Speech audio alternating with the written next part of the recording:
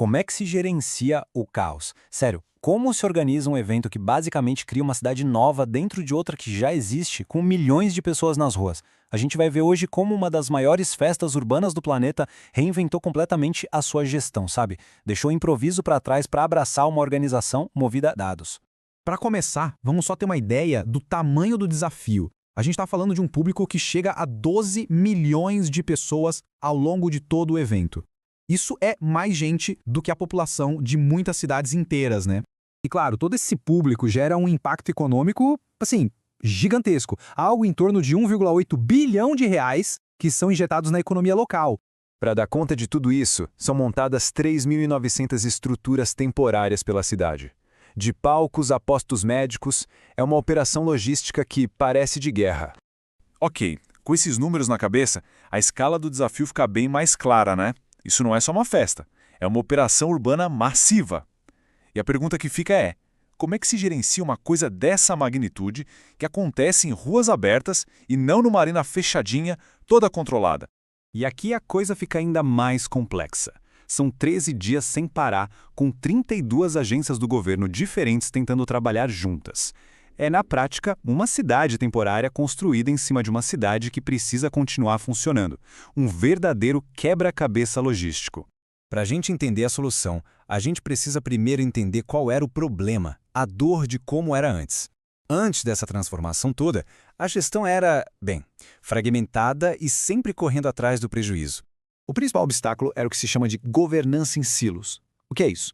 Basicamente, cada órgão cuidava do seu quadrado sem uma visão do todo, sem conversar com os outros. Agora, imagina isso num ambiente de altíssima pressão. Essa falta de comunicação gerava uma ineficiência enorme e, para ser sincero, muito caos. E essa citação aqui da fonte original, olha, ela mostra o problema de um jeito perfeito. Tenta imaginar a cena. A galera do saneamento decide onde vai botar os banheiros químicos. Aí o arquiteto da organização só desenha eles no mapa. Ponto. Sem pensar, sem coordenar, sem analisar o impacto disso no fluxo de pessoas, na segurança e nada. Era um sistema que só registrava as decisões isoladas de cada um. Só que aí veio o ponto de virada. Uma mudança total de filosofia, uma mudança na forma de olhar para a ferramenta mais básica de todas, o mapa. O fascinante aqui é a simplicidade dessa ideia. Foi o momento eureka da história toda. O mapa deixou de ser só um desenho passivo que mostrava onde as coisas estavam para se tornar uma ferramenta ativa, inteligente, que organizava onde as coisas deveriam estar para que tudo desse certo. Então, o ponto crucial é essa virada de chave. Antes, o mapa era um registro do caos. Acontecia um problema, o mapa era atualizado. Agora não, o mapa virou uma ferramenta de previsão. Ele permite antecipar os problemas e agir antes que o risco vire realidade. A gestão parou de só apagar incêndio para começar a evitar que o fogo começasse. Vamos ver agora como essa ideia evoluiu na prática, como é que essa filosofia nova virou um sistema que funciona ano após ano. E aqui a gente vê exemplos bem concretos. Os mapas ganharam camadas de dados que antes eram, assim, impensáveis. Não era mais só sobre onde botar o palco. Era sobre mapear zonas de risco elétrico, prever onde as multidões iam se concentrar para evitar superlotação, definir as melhores rotas para o lixo e até criar pontos seguros de acolhimento para mulheres. E essa imagem aqui ilustra o processo todo de uma forma brilhante. Não foi da noite para o dia. Foi uma evolução pensada, sabe, deliberada. Em 2023, começou com 24 órgãos e as estruturas todas georreferenciadas.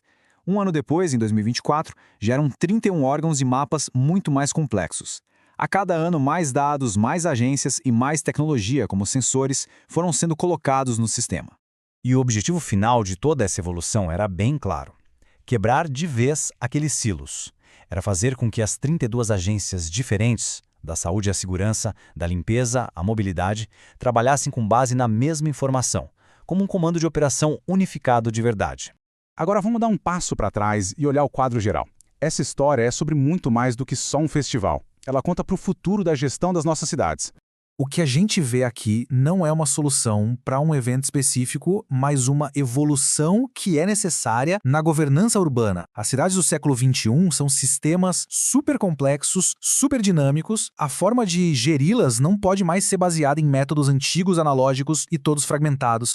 Mas com tanta tecnologia, tantos dados, tantos mapas e sensores, a gente corre o risco de esquecer o porquê de tudo isso.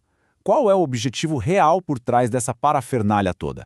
E a resposta é profundamente humana. A tecnologia, os dados, eles não são o fim, são o meio. O objetivo final é usar toda essa inteligência para saber onde colocar os recursos para salvar vidas, onde garantir que as pessoas sejam tratadas com dignidade e onde criar um ambiente que inclua todo mundo.